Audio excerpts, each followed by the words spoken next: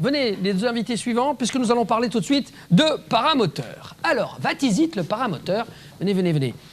Bousculez pas Edouard, il y a une caméra qui vaut assez cher sur l'épaule. Alors, on est donc pour en causer avec Ludovic Mignot. Bonsoir. Bonsoir. Vous êtes instructeur, vous? Voilà, c'est cela, ouais. Et puis à vos côtés, Frédéric Mallard, vous êtes pratiquant. Vous avez déjà reçu ici sur le plateau, d'ailleurs, pour une de ces séquences temps libre. Plateau, mais pour un tournage. Oui, pour un tournage, on avait parlé de cerf-volant, ouais. De cerf-volant indoor. Donc Ludovic, vous êtes diplômé d'État, vous? Oui, c'est ça. Ouais. C'est rattaché à quelle fédération C'est à la Fédération française des ultra-légers motorisés, c'est les ULM. On est une des 5 catégories ULM. D'accord. Les ULM sont divisés en plusieurs catégories et le paramoteur en fait partie d'une. On sait d'où il vient cet appareil-là? Le premier à avoir volé, c'est un Allemand, en décollage à pied, donc en courant. C'est un Allemand dans les années 80, en 81 exactement. Ouais. On sait pour quelle raison il a eu envie de se mettre une hélice dans le dos ou pas? Pour être libre, surtout pour pouvoir décoller quand il en avait envie et quand il souhaitait. C'est vraiment le moyen pour voler le plus libre et le plus proche de l'oiseau. Donc je pense que c'est pour ça au départ qu'il a commencé à essayer de créer son propre appareil, parce qu'il a fabriqué et le moteur et la voile à l'époque, puisque le matériel ne permettait pas à cette époque-là de décoller. Parce que ce qu'il faut savoir, c'est qu'on a l'habitude de dire c'est un peu comme le parapente, mais la voile n'est pas vraiment la même. Presque identique, elle est légèrement différente. On choisit surtout des parapentes pour lesquelles les qualités de ce matériel va être appropriées au paramoteur. D'accord. Parce qu'on va partir sur un terrain plat et la grosse difficulté va être de gonfler le parapente pour le mettre au-dessus de la tête pour pouvoir courir quelques pas pour décoller. Et il y a des parapentes qui sont relativement difficiles à faire monter sur terrain plat au-dessus de la tête. C'est une question de tuilière, c'est ça? Voilà, oui, d'entrée d'air, de caisson. Je me trompe peut-être au niveau des termes. Je ne suis pas spécialiste, c'est pour ça que je me reçois aujourd'hui. C'est parce que l'air rentre horizontalement dans la voile de façon à la gonfler et la rendre pour lui donner un profil qui permet aérodynamiquement de voler. D'accord. Frédéric, vous avez fait du cerf-volant, on l'a dit, vous avez reçu pour ça d'ailleurs, on avait déjà vu des images de ce que vous faites. Cerf-volant, après vous vous lancez un peu dans... Le cerf-volant de traction, en construisant quelques voiles, et puis ensuite avec le cerf-volant de traction, on pouvait faire quelques petits sauts de puce, et puis là, l'envie de voler, à force de regarder le ciel tout le temps. Le parapente, c'était pas vraiment possible parce que dans les régions de plaine, comme ici, c'est pas très pratique. Donc la montagne est loin, donc je suis passé au paramoteur. Voilà, donc moralité, maintenant vous êtes libre comme l'air. Donc maintenant je suis dehors tous les week-ends et dès que je suis dehors, je regarde les nuages pour savoir si ça peut voler ou pas. D'accord. On va tout de suite retrouver, si vous le voulez bien, notre reportage. On est venu vous voir au club dernièrement. Oui. Et c'est Maria, je crois, qui est venue. C'est ça, oui, Maria. Elle est sympa, elle est toute petite, on la pose derrière, elle vole toute seule. Impeccable pour voler à deux. Super, alors on y va tout de suite avec Maria.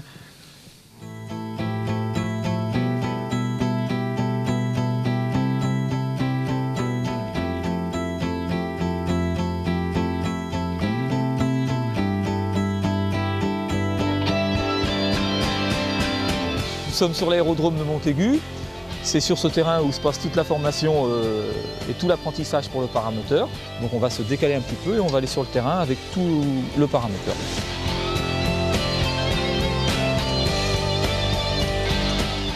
Voilà, on est suffisamment éloigné des bâtiments. Donc je vais d'abord vous assembler la cage et ensuite on va préparer la voile.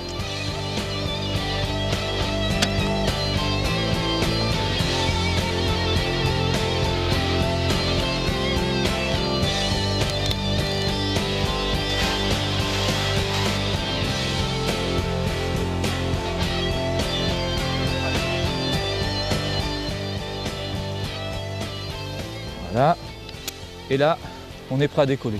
Donc je vais démarrer le moteur et décoller.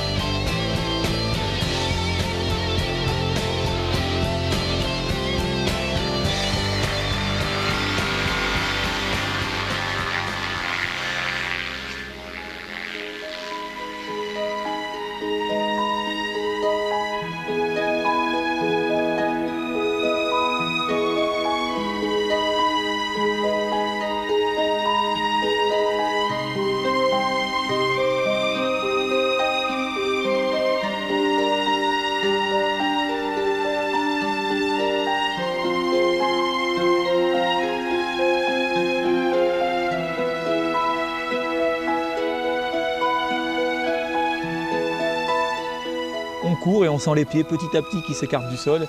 Et ça, c'est indescriptible, c'est vraiment c'est ce que doit ressentir l'oiseau et ça, c'est sensationnel.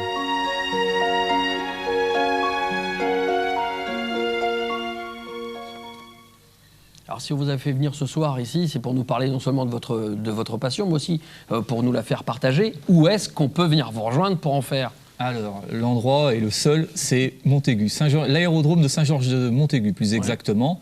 Pourquoi pas à Nantes? Parce qu'on est tous plus ou moins originaires de Nantes, puisque à cause de l'aéroport de Nantes-Atlantique, on est obligé de s'expatrier dans un rayon de 15 km de Nantes pour laisser libre place ce qui est un peu normal aux gros avions. Puis mieux pour vous aussi. Exactement. Et pour nous, on est beaucoup plus tranquille. Donc cet aérodrome de Montaigu a été créé suite au développement important de Nantes-Atlantique. D'accord.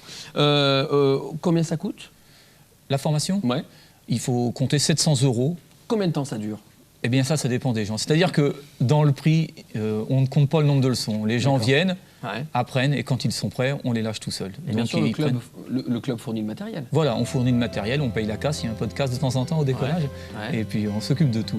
Il y a juste à arriver et avoir envie de voler. Est-ce que c'est facile ou pas? Vous qui avez commencé il y a 2 ans, là, vous avez commencé de zéro, même si vous faites un peu de cerf-volant, tout ça, c'est facile ou pas? Oui, non, ça prend assez facilement. En fait, on passe plusieurs heures au début sans le moteur, avec juste le parapente au sol.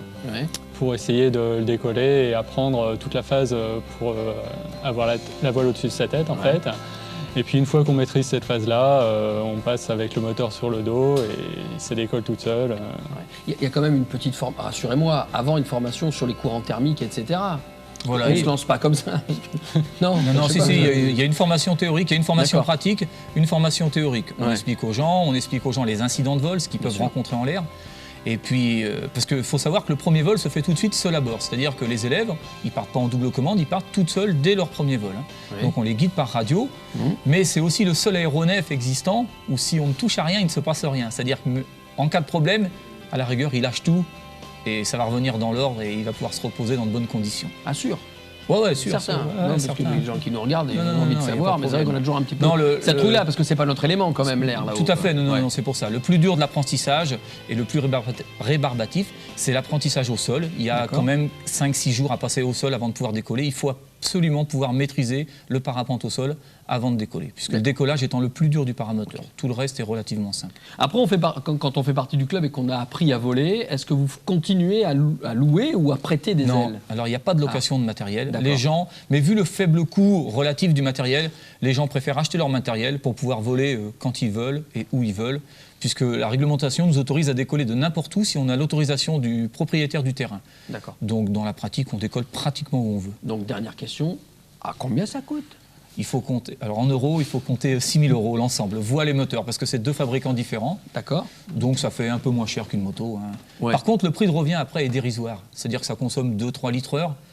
Il y a une assurance à 80 € et puis après il n'y a pratiquement pas d'entretien. Et puis il y a peut-être possibilité de partager une aile aussi avec un copain, on peut s'arranger. Non, c'est pas pratique parce que les ailes sont en fonction du poids du pilote. Faut pas un gars qui a le même poids. Voilà. Non mais le moteur, on peut se prêter le moteur. D'accord, on peut se prêter le moteur. Non, mais dans l'ensemble ils aiment bien avoir leur propre matériel, puis ils aiment bien se l'entretenir eux-mêmes pour le bichonner. J'imagine. Bon, on fait tout de suite apparaître, s'il vous plaît, Linda et les autres, décidément aujourd'hui, la fiche contact du club. S'il vous plaît. Merci beaucoup. Ça peut apparaître sur l'écran ou pas? Donc, je vais la faire. Atlantique Paramoteur, merci. 06 84 39 88 73. Ils sont très énervés. C'est vendredi, c'est normal. 06 84 39 88 73. Et il y a le www.atlantique-paramoteur.com pour en savoir encore plus. Voilà, tous les jours, sauf le dimanche. Parce que souvent, les gens viennent le dimanche et... Par habitude, les gens, pour l'école, les gens ne viennent pas, donc on a fermé le dimanche. Ok, merci d'être venus à tous les deux. Bon vol et à très bientôt pour de nouvelles aventures. Merci, au revoir. Bye. Salut, à lundi. Au revoir. 18h à l'appart. 18h à l'appart.